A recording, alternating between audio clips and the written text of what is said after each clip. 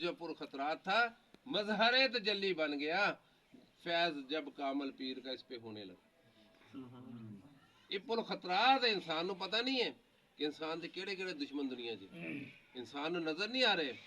दो दुश्मन ऐसे है जेड़े इंसान को जरा नहीं पता लगता वो दुश्मन है। एक शैतान, एक अंदर बैठे नफ्स। नफ्स शैतान का एजेंट है। जे नफ्स दे नाल यारी ला ली तो शैतान का एजेंट शुरू हो गया। बंदा रब की मुखालफत दे। नफ्स बने खुदा की मुखालफत से, ये हमेशा खुदा की मुखालफत रहिंदा है।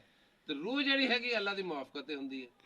अगर नफ्स विचों हट जाए तो रूह दे नाल डायरैक्ट ताल्लुक अल्लाह की जात दे नाल बंदे दा रूहानी तौर पर हो जाए, फिर की हुंदा हैगा, ये खुदा की मुआफकत आ जाता है।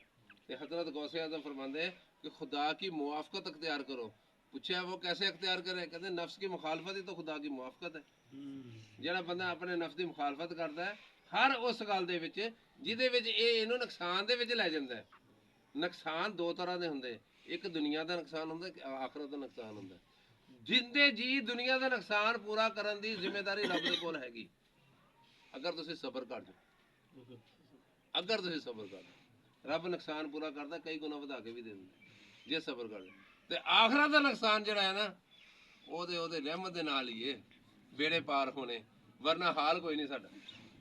अल्लाह ताला दी ज़ात सानू अपने महबूब की सच्ची ते सुच्ची मुहब्बत ते गुलामी दे विच दाखिल होकर इस्तकामत दे नाल जिंदगी बसर करने दी तौफीक अता फरमाए। ममा अलैना इल्लल बलाग।